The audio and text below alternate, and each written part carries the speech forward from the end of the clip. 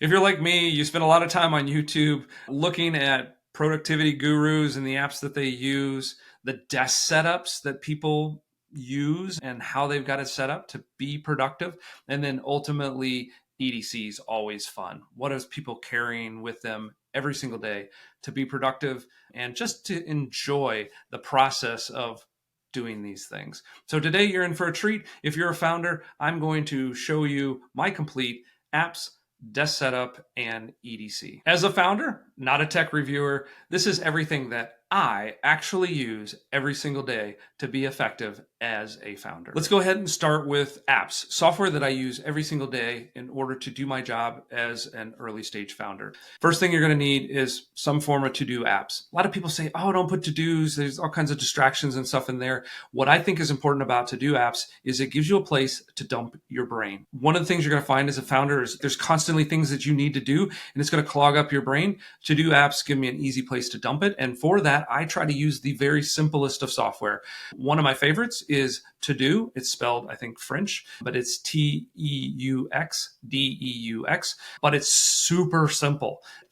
Just gives you a layout, 4 or 5 days, and you just literally dump stuff in there, and then you can move things around as you need. The other one that's just as easy to use, and I a lot of times use it alongside, is the Apple reminders. And the way I use that is I just talk to Siri and I tell it to leave me a reminder. So if something comes in my mind, instead of letting it clog up what I'm trying to do, I just tell Siri what I need to be reminded of. The second sort of category is a second brain. So this is different than a to-do list. The second brain is where I put things that I want to leverage later, resources, research, templates, and all those sorts of things. Things that, again, will extend my brain. I don't have to remember a bunch of stuff. I've got enough things going on as a founder. Some of the things that I use, I've got a system where I use different things for different things, but it stays efficient. Apple Notes, if I'm on my phone, want to drop something real quick, or I want to tell Siri, that's a great place to record something that I usually process into something else or put it somewhere later. Notion, kind of classic, second brain type of thing. I like the databasing feature. I use Notion for a lot of my databasing and my workflow and my project management. And then the third one that I'm playing around with a little bit, because I think there's some advantages here, is Obsidian. And I think what I want to use this for is, again, this is where a lot more of my research and my past processes go, because it creates little connections that will allow me to pull up things and reuse stuff a lot better than I do today. I'm really bad at reusing stuff. I often start over from a blank sheet of paper, and that's not good. We don't have time for that. The third piece that you always want to have, and this is a new thing that I've added to my arsenal, but it's critical, and that is an AI assistant. There are a whole bunch of these. But as you're doing your workflow as an entrepreneur and as a founder, you can 10x your productivity by putting something like ChatGPT alongside of you. So whatever you are working on or doing, throw it through ChatGPT at a stepped process, right? Don't have it do your homework, as I always say, because it doesn't do your homework very well. But as you're doing your workflow, do it your way. Throw it into ChatGPT, see what that refinement is. As you get more and more confident, maybe you want to start with ChatGPT and then you want to refine it. So use it as an assistant. The next sort of category is sales and marketing. And this is where a lot of folks, because this is a little bit of a strange area for most founders, are kind of product first or maybe even business first, and they're less familiar with sales and marketing. So there's a couple of essentials that you need. You need your CRM. You're going to meet lots of people and you're going to have a lot of different conversations. And so you want to have a way to capture and remind yourself of those interactions. I use close.com. It used to be close.io. That's the only one that I've ever used. And I'm super familiar with that. And that's the most important. Get something you're familiar with, feels like an old pair of shoes, and use the heck out of it. The next piece is email marketing. Have a way that you can email and create lists. My suggestion is Substack is a good place to start. If you're a little more sophisticated and technical, ConvertKit is a great option.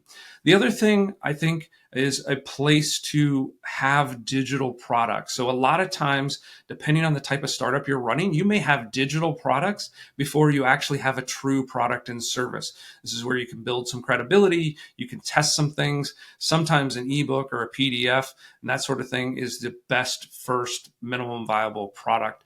So for that, I like to use Gumroad. Again, you can do similar things with ConvertKit, setting up landing landing pages, asking for an email, and delivering that digital product. So you want some platform there. Then, of course, you're going to be reaching out to ICPs, ideal customer profiles. You're going to be looking for people that you can contact and you can talk about and tell about your product and service.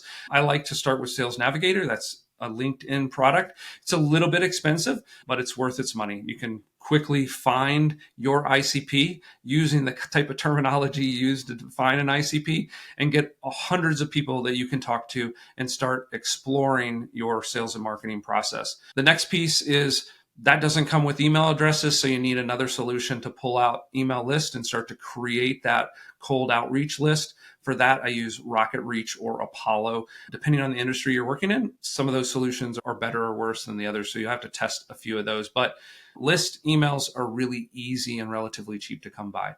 Last but not least is your content and deliverable creation suite. For this, I keep it simple. Google Docs, Google Slide, Loom.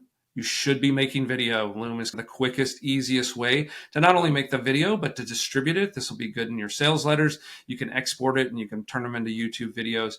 You should be Looming everything. As you're starting, and I talk about this in some other videos, when you're starting to systematize things and delegate things, Loom is also a great tool where you can record what you're actually doing and then give that to someone else to do from there on out. The last item that I'll talk about is a relatively new one to my desktop apps, and that's Ulysses. And that's because I do a lot of writing. This gives me a more focused place to do that writing. And then a simple one click, and I can publish to a variety of places where I'm building audiences, like Medium, could be your blog, your WordPress blog. So Ulysses makes a nice, clean place to write and then publish with the click of a button. If you want to go deeper on this, I'm going to do some deeper dives. Make sure you like and subscribe. I'm going to go deep on a lot of these different areas, both in the applications themselves and how I specifically use each of those applications, as well as some of the other concepts that I'll talk about in this video, desk setup and EDC, to show you, again, in a deeper way how I use these things. And if I missed your favorite app, I would love to explore it. Put that down in the comments so that I can check it out. Okay, next up, desk setup. For this and for a founder, for most founders, I keep this relatively simple as far as computer hardware. Most of us are just doing sort of the normal productivity stuff. All right, the first item is your computer. For most founders, you don't have to get terribly expensive or sophisticated with this. I use a MacBook Air. That gives me more than enough power. Most of us aren't doing a ton of video editing or high-end intensive work, but even with the MacBook Air, the latest M1, M2, M3, whatever they're at, by the time you watch this video, most of those will actually even do a pretty robust job at video editing and those sorts of things. So MacBook Air, that's probably all you need. I'm a Mac guy, not a PC guy. Haven't used one for a long time.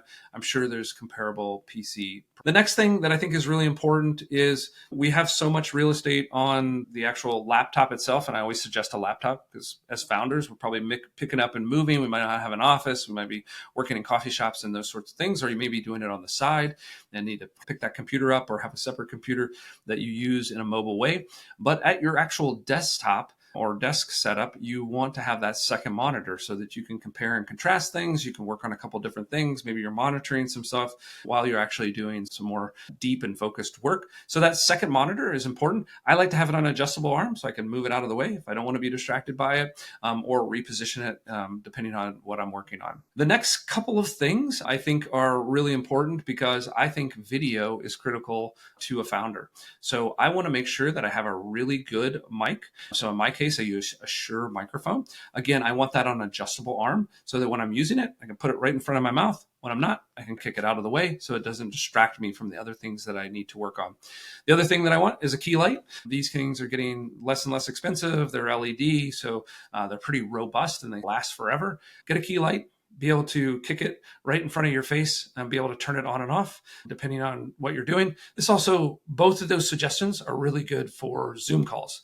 You're going to be doing a lot of video calls as a founder. These are probably the sales calls that you're going to do. Maybe you're going to do some webinars. Maybe you're invited on some podcasts. So these things are going to be critical for that as well. So again, good key light, good microphone. The camera on your laptop, especially if you have a MacBook Air, probably more than sufficient. So you can save a lot of money and not buy that really expensive SLR quite yet. The other couple things that I like to have on my desktop that are really important is actually an iPad Pro with a Magic Keyboard. I do this. Sometimes I have it right in front of me. I will actually pull it out if I want to do some focused writing or work. Then I might actually use that iPad Pro. Also in my go bag, a lot of times I opt for that. It's a little bit lighter, a little bit easier to use. If I'm going on vacation, those sorts of things.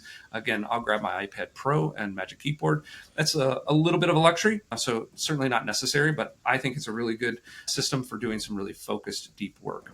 The other thing that people will probably find strange is I believe in a physical calculator on my desk that I can grab anytime and do calculations. Maybe we're negotiating something, maybe we're talking about something.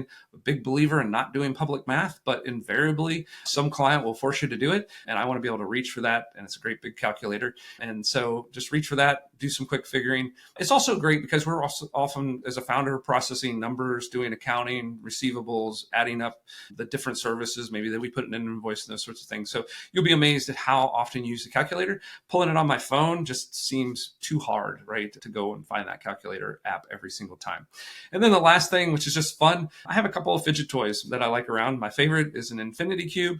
You're just going to sit there and play with it. Maybe you're on a boring Zoom call. Maybe you're trying to think through things. It just helps me. A deck of cards is another favorite. Flip through them, shuffle them, do some cardistry and that sorts of things. So have something at your fingertips that can distract you. Maybe it's just a clicky pen. All right, founder EDC, everyday carry. For a founder, I think some of these things are really important. Again, a lot of the EDC you watch, you can see these folks are just picking up little gadgets here and there. But I think some of these are actually critically important to what we do as a founder. Let's start with notebooks. Most important thing for a founder is to have a good notebook. I actually use 2 different notebooks on a regular basis. Let's start with this notebook first.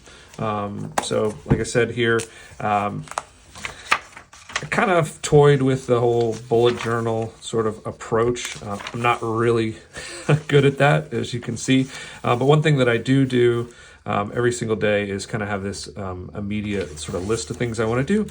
And then for the rest of the day, I'll sort of document everything that I do. So constant notes. Occasionally, I'll do a little bit of strategic thinking in here. And you see a little bit of a different format, working on a book project, thinking through some revenue stuff. And again, whole myriad of things, but this is literally just a running log of my everyday.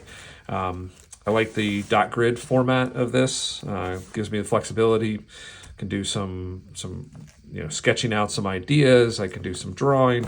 I can, of course, build grids and do some more strategic thinking and that sort of thing. So this is the journal.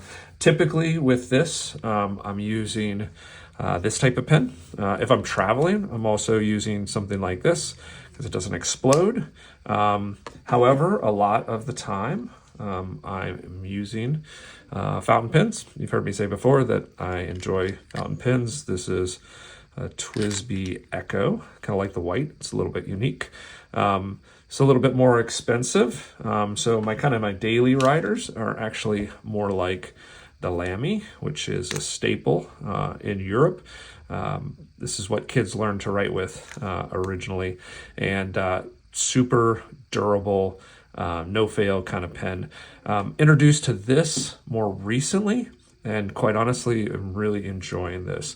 It's a little platinum preppy, and again, if you're a fountain pen nerd, you'll run into these. These are a little bit different. They've got you can see this one's out, so I used all that, but it's just got kind of a little refillable. They're cheap enough you can throw them away. I don't usually. I go ahead and refill them. You can get refillable cartridges for that. This is old reliable, so Pilot G2. Again, if I'm going on the plane, I'll use these 2. I tend to go towards this because I actually do some watercolor, and if I'm going to sketch, this is actually waterproof ink, so it won't smear around. If you do this, you want to turn it into a watercolor sketch, you're kind of in trouble. But this is a pen that I've used forever. So again, good notebook, good pen. I've talked about before, that you want to make sure that you're always documenting what you're doing, because that can have a lot of different advantages, especially as you're building things as an entrepreneur. I do want to talk just a little bit about this.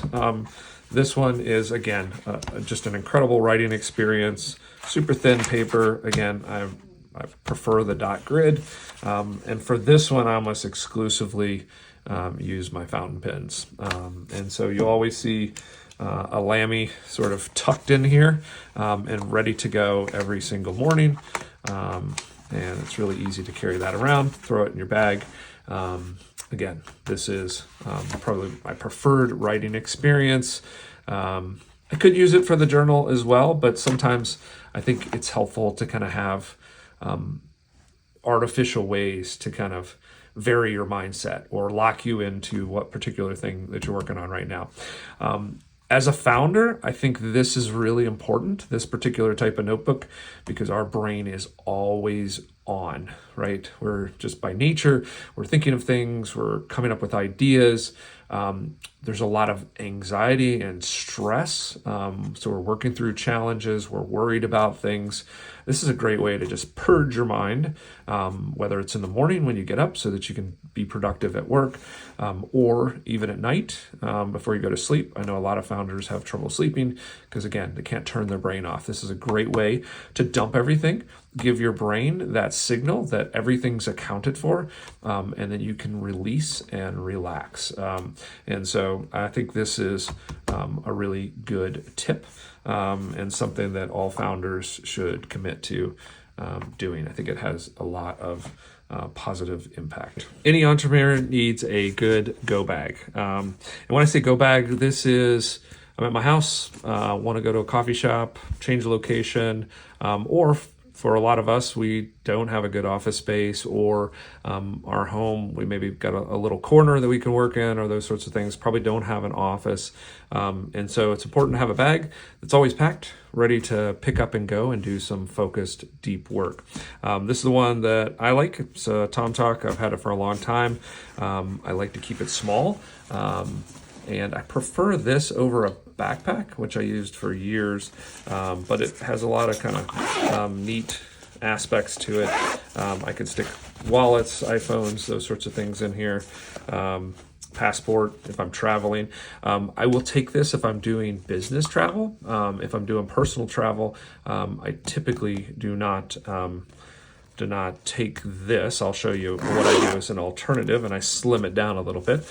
But when I'm out and about doing like full on work, I want to have everything that I would normally have at home or my home office or my office to be fully productive for the day. So I've got my couple of notebooks here. I normally go with my iPad. I do have a MacBook Air. It will also fit in here. So if I'm doing business travel, need a little more capability, I'll probably swap out the iPad for the MacBook Air. But if I'm just going out to do some work, I often do the iPad because it lets me focus and do a little more deep work, because it's not as feature rich, right? There's a lot of things that I cannot do, but I can do writing, I can manage email, so I can do a lot of the kind of the most important work that I do on the iPad. And then we'll spend the most time on this. So this is the everything tech pouch. This is fully tricked out, probably overdone. I'll show you kind of my slimmed down version of this that I take when I'm traveling. But there is, the reason I normally put this in my go bag is because I don't want to be short of anything when I'm trying to be productive. In particular, power. You can see power takes up most of this bag. So let's open it up. It's also kind of nice. It kind of just sits open as I'm working. I can get everything that I need out of here. So glasses, gotta have these. I can't read without them anymore. Power. So this first and foremost, I like this because it's actually a power pack. And I can also plug it in and put anything that I need to plug in. So I could plug in my iPad, I could plug in my MacBook Air, I could plug in my iPhone at the same time, I can charge things, and this will run pretty good. This will actually charge a MacBook Air, and of course it'll keep my iPad well charged. So this gives me backup. I can plug it in, full pass through. So this thing is charging while you've got things plugged in. If I'm jacking straight in, again, for my laptop and my iPhone, I can just plug in with the default. So that's kind of a nice thing to have in there. Noise canceling, my AirPods, essential, both for the gym and working. Again, I always like to have a full cache of pens and pencils. So kind of has my layout. You can see definitely a fountain pen fan, but I also have a couple things for sketching, doodling. Need to do something like that. And then, of course, all the essential cables, because Apple hasn't completely made everything standardized yet. So that'll get my watch done, especially if I'm traveling. This will get iPad charged. Can also work for my MacBook Air, even though it has a magnetic charger now too. And then this is kind of for that weird situation where I've got a different USB. The thing that I'm going to swap out of my bag here soon are these little gizmos that I just bought and saw. The nice thing about these is it kind of, whatever you need is here. So this is what I use or will be using when I'm traveling, so that I have a full gamut of things to use with my power banks. So that's one. Hooks together, nice tidy package. This one, if I need a little bit more length, then I can use this, but it kind of has the same feature set. So that's universal as they get right now, because Apple, again, is using a bunch of different stuff. So that'll, ideally, I just need one or the other of these, and I don't need all these other cables in here. Then a couple other things. Like I said, I've got glasses, so I need these little lens wipes. Always have a backup, good Boy Scout. So if I need to convert something, got one of those little gizmos, pen, marking books and my notebooks and that sort of thing. Boo-boo kit. This is fun, like a little chewing gum. This has got a little green tea in it, so it's got a little bit of a zinger. Quick little notebook. This sometimes I use just for to-dos. And so it's kind of a fun little, get a whole pack of those for next to nothing. And that is the tech pouch. So let's talk about when I go on vacation. So I use something a little bit different because usually I'm walking around and doing some hiking and that sort of thing. So I like this Patagonia bag. Believe it or not, my iPad will fit in there with a little wrangling. Try not to bang the camera around too much. But I can get it in there if I need to. But normally I'm putting this in my bag and not really worried about it. There we go. So I can wrangle that in there and I can get some other stuff in here. So we'll take that out. But most of the time, what's actually in here is just simply some of my lower tech stuff. So I will put my notebook in there. I will have my Kindle. I'll stick that in there. And then I usually am doing some sketching. So I have a sketchbook in there. And then I have a different sort of tech pouch that will go in here. We'll go over that in a second. And that's usually what I'm going with. And I can do everything that I need to do. That's pretty much it. And again, I can put some glasses and some other things in here. I can hang water bottles, but this is a great little vacation go bag. Kind of like pouches because it makes it easier to find and organize some things. These are my favorites. And kind of have some different sizes depending on what I'm doing. I'm going to start here and we'll go up to here. This one I actually don't use as much anymore. Kind of step down to this one because it seems to do the job. So let's put these aside and we'll talk about this kind of mini tech pouch. I need reading glasses. It's a kind of cool little invention. They're definitely not fashionable, but if you forget your glasses in a pinch, that will work. I also usually have those in a pocket or something if I go to restaurants, so I can read what I need to on receipts and menus and stuff like that. Okay, if I'm traveling, little note, take this out because it's a fountain pen. This will possibly leave a mess in your pouch if you fly with it because of pressurization. If you don't try to use it, you're probably pretty safe. But normally I will take that out and I'll swap it for something like this, or I'll just use this, which is kind of a cool little pen as well. Nice and smooth, but I like to sketch, so a lot of times I'll have that in there. Pencil, I've seen this before. This is kind of my quick little to-dos and notes. It goes in there. And then power's essential. This is my travel bank. This will pretty much just do my iPhone, but normally when I'm traveling, that's all I'm doing. I do have kind of the obligatory lens wipes and boo-boo kit. I can't tell you the number of times I've used Band-Aids, even traveling with family and stuff. This is essentially for my iPhone, so that goes into this and will charge up my iPhone. Again, still a little bit proprietary, but at some point that'll probably switch to USB-C, and then I'll kind of have one cable. Like I said before, probably going to swap that out for this because it's little, and you can see I could just hook that into my phone and kind of carry those together. So that's probably going to swap in there. In fact, let's go ahead and do that. And then this is another little gadget. This is theoretically fly safe. Got a little screwdriver there, a little bottle opener, and then some scissors. It's just at a wedding. Happened to have this on me.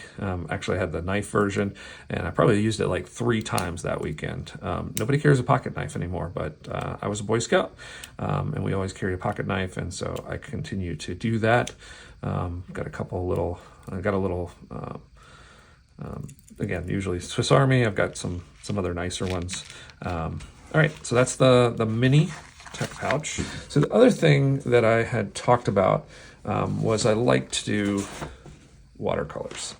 For founders, I think it's really important that you have something that will just completely relax and clear your mind. For me, it's always been sort of sketching, doodling, and doing some art. So I carry little sketch pad, especially when I'm traveling. I like to sketch some things that I've done and seen. And you can see most of this is all travel art, some playing around in here for sure, some practicing. But for the most part, again, travel art, like to travel overseas. So that is what is in here. So in order to do this, though, you got to have a couple of things. Practicing some people, you got to have a couple of things to go along with that. And fortunately, to do watercolors, it takes a little bit of a kit, but this is relatively small. I can throw this into my bag, and then I can carry this with me, and it will go into my little Patagonia go sack. If I'm doing here, got everything I need to do watercolors. This is water reservoir.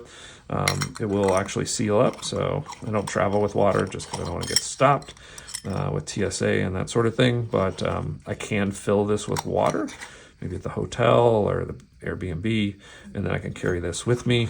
A little spray for the canvas and or your watercolors. Wet those down. So that's my watercolor. I gotta have some sort of towel. These are actually shop rags, and you can just kind of rip them off. They're just little microfiber cloths, and you can throw them away when they get really gross. Like that one's probably should be thrown away, and we'll get a fresh one for the next. This will also hold that, so that'll go in there nicely if we need to do that. And then a variety of different things that I use here. Kind of my travel brush. It's kind of cool, but not really necessary because, again, this is so small. Pencils, brush pen. This is my sort of daily writer when I'm sketching. Again, good for watercolors because it's waterproof. This is good for fixing boo-boos and making highlights. Got the brush pen, which is nice for shadows and stuff like that. And then, like I said, my little travel brush is kind of nice, but not really necessary because brushes are pretty easy to carry. And then I kind of got my essentials. Quite honestly, I pretty much only use this one. But sometimes I want to do something a little different. So watercolors, I love this because, again, it allows me to combine my love of traveling with something that can kind of just truly relax me. Reading does a nice job of that as well, but watercolors is kind of fun and gets another side of my brain working. So that's my tech pouches and a little bit about watercoloring. Okay, let's talk a little bit about how I read. Primarily, I read on the Kindle, and we'll come back to that in a second. But from time to time, I pull out the old-fashioned book. Here's a couple that I'm reading at the moment. Elements of Eloquence. This is about turning a phrase, kind of at the core, probably closer to a copywriter. That's one of my passions. So I caught this on a podcast and picked it up. Big thing that I've always been an advocate of. If you get recommended a book by somebody that you respect, just go ahead and buy it, and don't worry about it and think through it. And then sometimes I also buy books just to support the cause. Obviously, I'm going to read it, but I bought the actual book version versus Kindle. I think the authors get a little bit more for that. So here's a couple that are in my bag right now.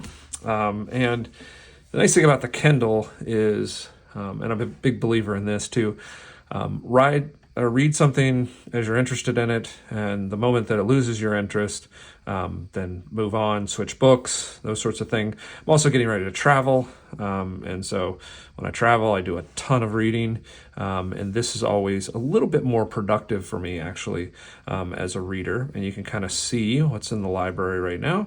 Got Cal Newport's New Slow Productivity. This is a classic, Millionaire Fastlane. I'm rereading that. Diary of a CEO. All in. Mike Michalowicz. I'm sure I pronounced that wrong, but anyway, he's got a great book about, and all his books are great for founders, but particularly about profit first. That book in particular was a turning point for me as an entrepreneur and the success of some of the companies, one of which I sold. A lot of times I'm also rereading or re-listening to some old classics just to, if I'm working on a project or something like that, sometimes it's helpful. These are two examples of that: Positioning and Crossing the Chasm. Again, some oldies but goodies. Fiction, I hardly ever read this, but I was recommended that a couple different times and heard about it, so I thought I'd pick it up. Probably read that on my vacation. But again, you can see within the Kindle, I can hold just a ton of books. My library is massive in here. And so constantly consuming.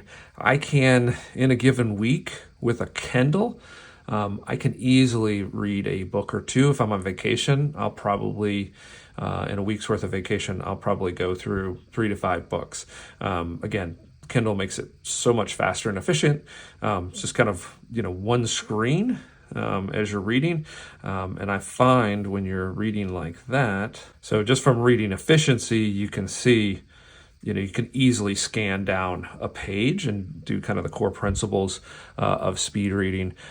Also on here, my retention is better than Audible, but I don't try to sort of capture everything. Usually when I read a book the first time, just trying to get the big concepts, and I will definitely sort of speed read through it. And then if I'm rereading something, maybe as part of a book or some content or something that I'm reading, I will use the table of contents, go specifically to kind of what I'm researching, and read more carefully there. So that's how I do my reading. And Kindle and books, essential for founders. Last but not least, I think this is really critically important. Founder is a stressful moment and role to have. Your brain as a founder, as an early stage startup person, your brain is always on. You're going to constantly be thinking about ideas, things you should do, things you didn't do, things you should have done. Your brain is going to have a hard time shutting down. So I think it's important to have a hobby or hobbies that will fully take over your brain. Here are a few of mine. I love to fly. I happen to have the fortune of being a pilot. And so when I'm flying, I have to have 100% of my brain and attention on that. So it disconnects me from everything else that I do. I like to lift. I like to go to the gym. I do this every single day. It gives me a break in the day, whether it's in the morning, in the afternoon, wherever I need it. And for an hour or so, again, I'm completely off. Unlike some founders, I don't listen to podcasts and stuff like that. I just focus on what I'm doing, and a little bit of a sanctuary.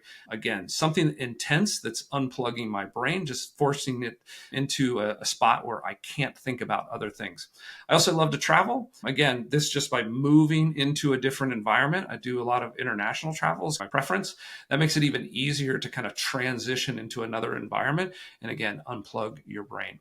Somewhat related to that, I also like to do some sketching and watercolor painting. Again, totally different thing from what I do every day. So when I'm doing that, I just relax and everything comes disconnected from what I'm doing inside of my business.